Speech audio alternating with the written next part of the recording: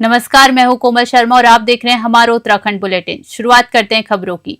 सामुदायिक स्वास्थ्य केंद्र थराली के भवन पर जल्द स्वास्थ्य केंद्र संचालन की मांग जोर पकड़ रही है। 22 अगस्त की भीषण प्राकृतिक आपदा में भवन क्षतिग्रस्त होने के कारण अस्थायी रूप से जिला पंचायत भवन में स्वास्थ्य केंद्र संचालित हो रहा है। नगर पंचायत अध्यक्ष सुनीता रावत ने बताया कि अस्थायी स्वास्थ्य केंद्र में मरीजों को पर्याप्त सुविधा नहीं मिल पा रही। गर्भवती महिलाओं, बुजुर्ग और आपातकालीन मरीजों को उपचार के लिए कर्णप्रयाग या श्रीनगर जाना पड़ रहा है। स्थानीय व्यापारी कमलेश चंदोला ने बताया कि पिछले 3 महीने से एक भी डिलीवरी अस्थायी केंद्र में नहीं हुई है। धराली विधायक भूपाल राम टमटा ने कहा कि जिलाधिकारी ने टीम भेजकर रिपोर्ट लेने के बाद अस्पताल को भवन में शिफ्ट करने का आश्वासन दिया है। उप जिलाधिकारी अबरार अहमद ने बताया कि तकनीकी रिपोर्ट तैयार है और कुछ कार्य बाकी है। चमोली से ब्यूरो रिपोर्ट।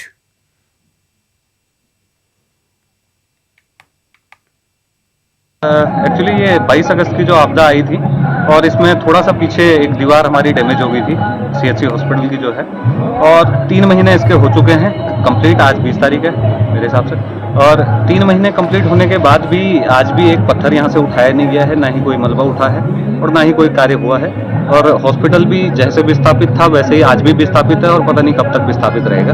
और जनता को मेन ये परेशानी होती है इस चीज़ से, और जनता बार बार कभी यहाँ आती है, कभी यहाँ से वहाँ जाती है और फिर एक्सरे के लिए वापस यहाँ आती है, फिर रिपोर्टिंग के लिए वापस वहाँ जाती है। 2-3 राउंड लोगों के लग रहे हैं और लोगों को काफ़ी समस्या का वो करना पड़ रहा है। ठीक है, और यही मांग है हमारी कि जल्दी से जल्दी इसको यहाँ पे शिफ्ट किया जाए और जल्दी से जल्दी जो भी काम पेंडिंग पड़ा हुआ है इसको किया जाए और विधिवत रूप से इसको चलाया जाए। और बस यही कहना चाहते हैं। ज़्यादा मैंने डीएम सर को लेटर दिया था कि हॉस्पिटल की स्थिति सामान्य है, हॉस्पिटल वाले एरिया को कोई नुकसान नहीं है, रेजिडेंशियल एरिया को नुकसान है, तो हॉस्पिटल चल सकता है। हॉस्पिटल में आप देख सकते हैं अंदर से नहीं कोई मलबा आया था और नहीं कुछ भी दरारें वहाँ पर हैं और ना ही खतरा हमें लगता है वहाँ पर है। और आम जन समस्या को देखते हुए हमारा कहना है कि हॉस्पिटल सुचारू रूप से सामुदायिक स्वास्थ्य केंद्र थराली में ही संचालित हो, तो यही हमारी मांग है। और इसके लिए हमने विधायक जी को और जो लोकल के यहाँ पर जनप्रतिनिधि हैं सभी से आग्रह किया था कि सब लोग इसमें एकजुट होकर के एक साथ आवाज़ उठाएं। और जो आम जन समस्याएं हो रही हैं, छोटी भी इंजरी होती है, कुछ भी यहाँ पर कैजुअलिटी होती है, तो यहाँ पर सिर्फ फर्स्ट एड तक नहीं दिया जा रहा है। अभी एक बच्चे का हाथ फ्रैक्चर हो गया था तो एक्सरे के लिए उसे कर्णप्रयाग जाना पड़ा और 3-4 दिन वहाँ रुकना पड़ा और वहाँ जाके ऑपरेशन उसका हुआ है। तो छोटी छोटी समस्याएं हैं, कई डिलीवरी वाले केसेस यहाँ पर आ रहे हैं, कोई बीमार है। आजकल आप देख रहे हैं राजधानी में वकीलों का प्रदर्शन लगातार जारी है। वकील पुरानी जिला अदालत की खाली जमीन पर चैम्बर निर्माण की मांग कर रहे हैं। इस मुद्दे में विपक्ष लगातार अधिवक्ताओं के समर्थनों में खड़ा है। कांग्रेस के प्रदेश उपाध्यक्ष सूर्यकांत धस्माना ने वकीलों से मुलाकात कर उन्हें अपना समर्थन दिया और सरकार से आग्रह किया कि इस मुद्दे पर ठोस पहल की जाए। उन्होंने कहा कि अधिवक्ताओं के लिए पर्याप्त और सुरक्षित चैम्बर की व्यवस्था होना जरूरी है। बार एसोसिएशन और प्रशासन के बीच पहले भी वार्ता हो चुकी है, लेकिन फिलहाल कोई सकारात्मक निर्णय नहीं हो पाया है। वकीलों का कहना है कि सरकार को शीघ्र ही इस मामले में स्पष्ट निर्णय लेकर अधिवक्ताओं की समस्या का स्थायी समाधान करना चाहिए। देहरादून से मोनू राजपूत की रिपोर्ट।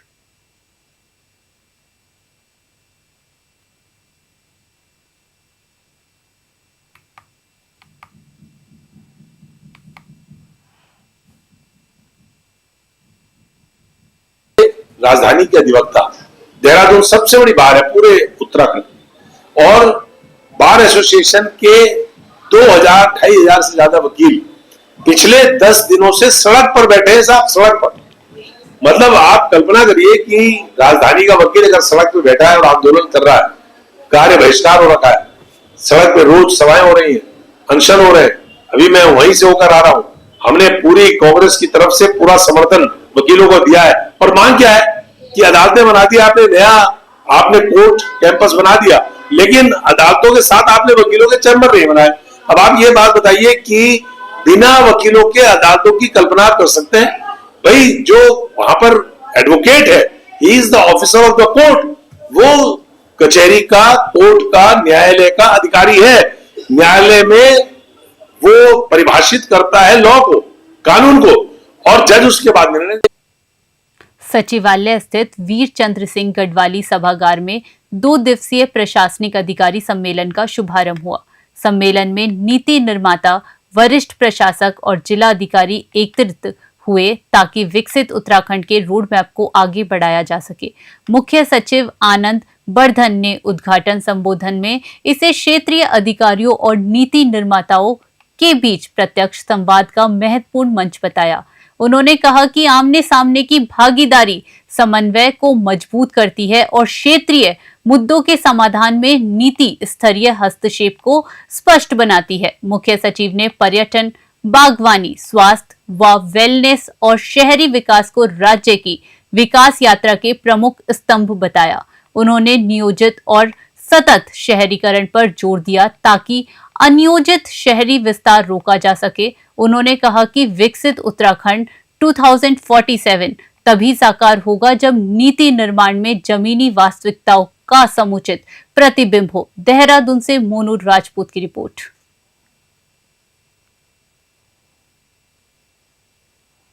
जिला मुख्यालय से महज 500 मीटर दूर सिटकुल थाना क्षेत्र के पेंटागन के पीछे बरसाती नदी में अवैध खनन का खेल रात भर जारी है।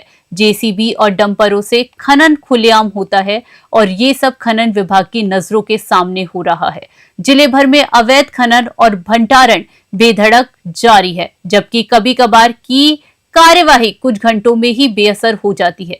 जिला खनन अधिकारी काजिम रजा का कहना है कि सूचना मिलने पर कार्यवाही की जाती है। ट्रैक्टर ट्रॉली, डंपर, जेसीबी और पॉकलैंड मशीनों पर कार्यवाही का हवाला दिया गया है, लेकिन जमीन पर रफ्तार यही दर्शाती है कि अवैध कारोबार और कार्यवाही दोनों साथ साथ चल रहे हैं। ये मामला अब सवाल खड़ा कर रहा है कि क्या ये लापरवाही है या खनन माफियाओं से सांठ-गांठ की पड़ते हैं। लाखों रुपए के राजस्व की चोरी के बावजूद सिस्टम मौन बना हुआ है। हरिद्वार से तनवीर अली की रिपोर्ट।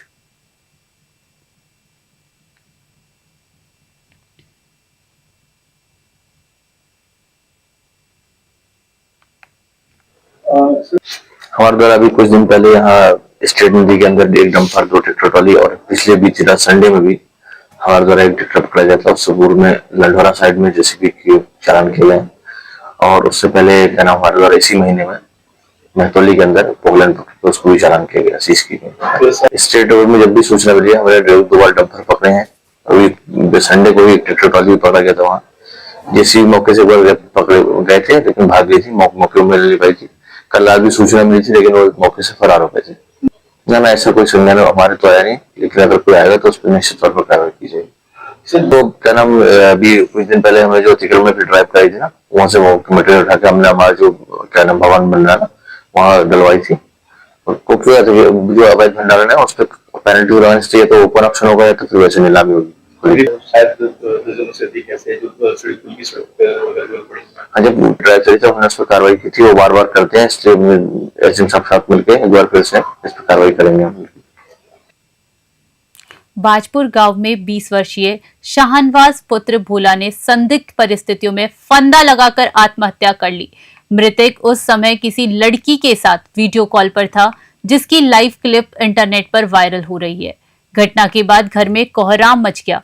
दोरा चौकी पुलिस ने मौके पर पहुंचकर ग्रामीणों की मदद से शव को नीचे उतारकर सरकारी अस्पताल भिजवाया। शुरुआती जांच में ये प्रतीत होता है कि मामला प्रेम प्रसंग से जुड़ा हो सकता है।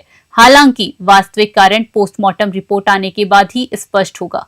बताया जा रहा है कि शाहनवाज हैदराबाद में सैलून का काम करता था और कुछ दिनों के लिए घर आया हुआ था। पुलिस ने कहा कि फिलहाल इस मामले में कोई लिखित शिकायत नहीं मिली है। परिवार और पूरे गांव में इस घटना से शोक का माहौल है। बाजपुर से सलीम रजा की रिपोर्ट।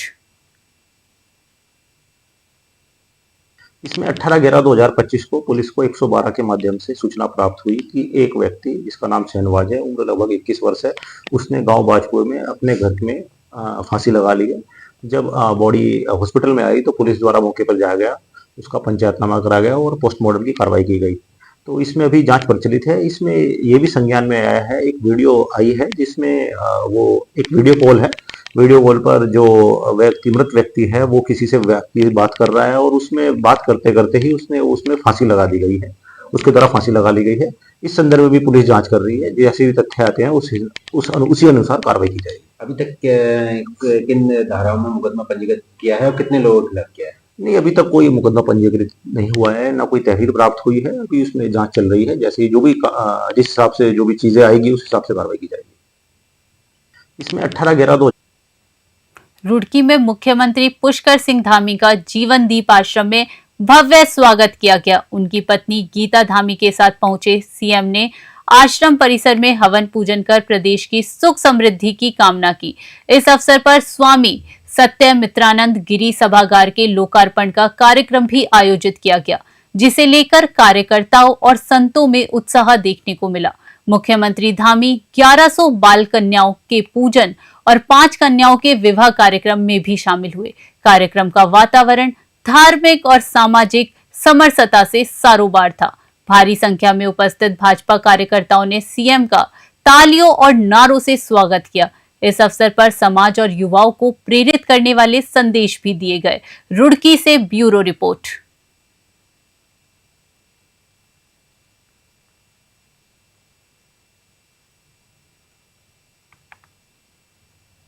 उत्तराखंड में कल संपन्न हुए त्रिस्तरीय पंचायत चुनावों के उपचुनाव में देवाल ब्लॉक के कूलिंग गांव के ग्रामीणों ने सड़क नहीं तो वोट नहीं के नारे के साथ मतदान का बहिष्कार किया। कूलिंग गांव पिछले वर्षों से भूस्खलन की समस्या से प्रभावित रहा है। सरकार ने ग्रामीणों को विस्थापित कर दिया, लेकिन वहां तक जाने के लिए मोटर मार्ग अब तक नहीं बना। ग्रामीणों का कहना है कि पिछले जुलाई में हुए पंचायत चुनावों का बहिष्कार करने के बावजूद प्रशासन ने उनकी सड़क की मांग को गंभीरता से नहीं लिया। महिपत सिंह, गोविंद सिंह और हुकुम सिंह ने बताया कि उपचुनाव की अधिसूचना के बाद भी प्रशासन ने उनसे कोई संवाद नहीं किया। उन्होंने स्पष्ट किया कि जब तक सड़क मार्ग का निर्माण नहीं होता, वे किसी भी चुनाव में वोट नहीं डालेंगे। चमोली से सुरेंद्र धनित्रा की रिपोर्ट।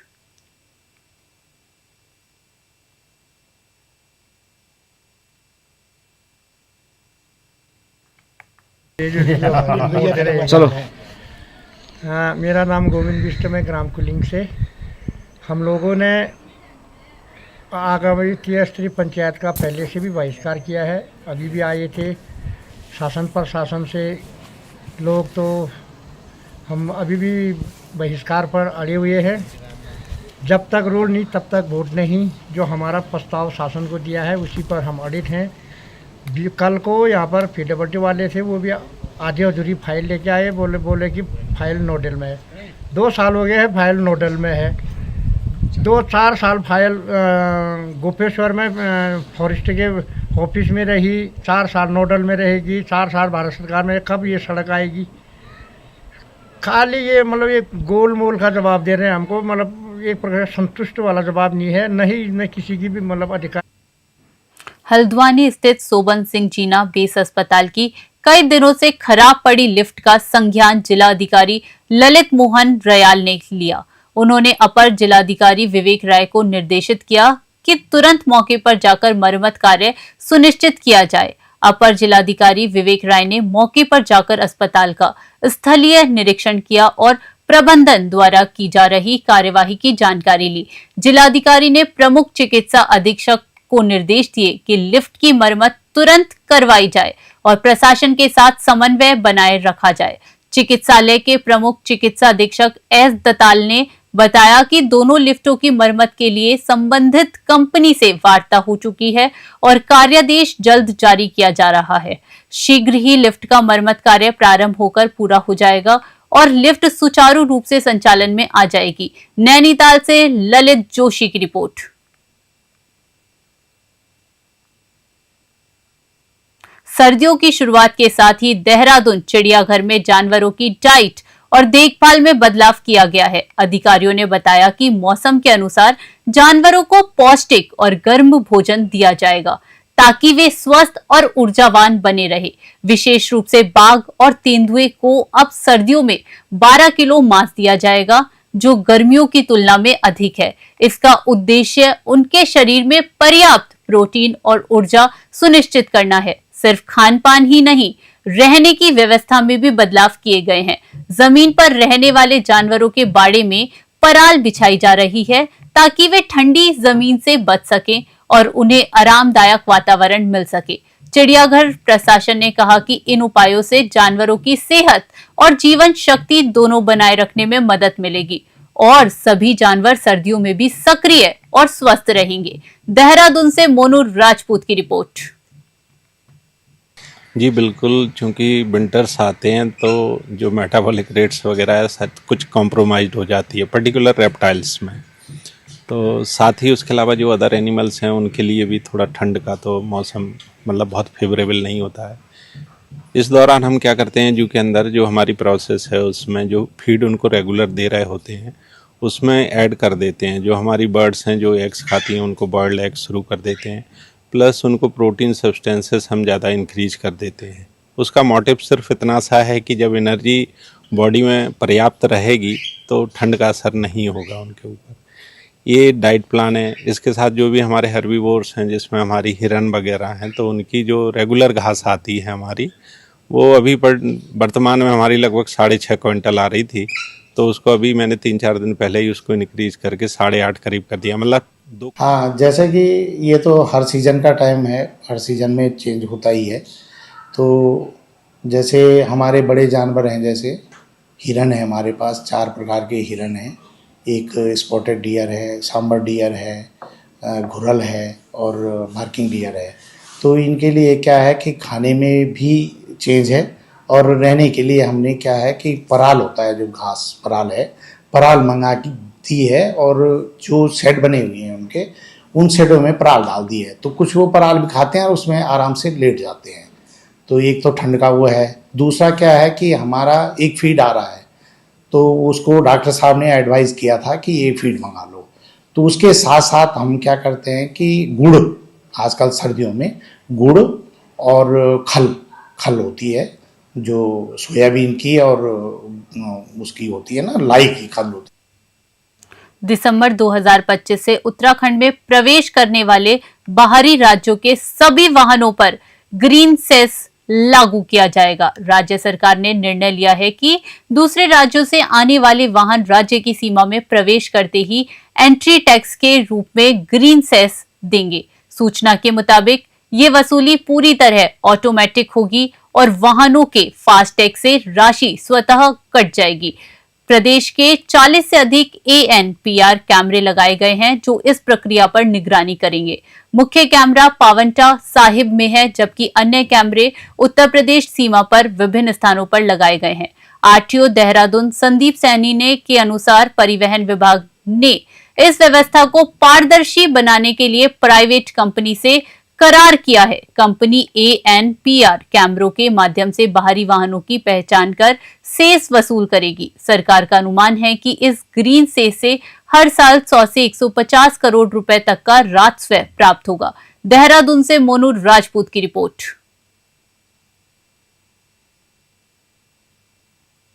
इसमें परिवहन विभाग द्वारा पूरी तैयारी कर ली गई है। हमारे मुख्यालय के स्तर से जितने भी ANPR कैमराज जो हैं वो स्थापित करवा दिए गए हैं। ये पूरे स्टेट में हमारे लगभग 40 से ऊपर की संख्या में कैमरे हैं। जो भी बाहर से आने वाली गाड़ियां होंगी इसमें, उनसे ये एंट्री सेस लिया जाएगा और ये प्रतिदिन 24 घंटे के लिए ही वैलिड होगा। अगर वो गाड़ी दोबारा स्टेट के अंदर एंटर करती है तो उसको दोबारा टैक्स ये जो है ग्रीन सेस देना पड़ेगा।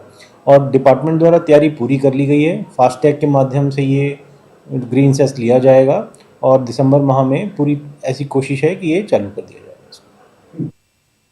अभी के लिए उत्तराखंड बुलेटिन में इतना ही। देश विदेश की बड़ी खबरों के लिए बने रहिए News 21 पे। नमस्कार।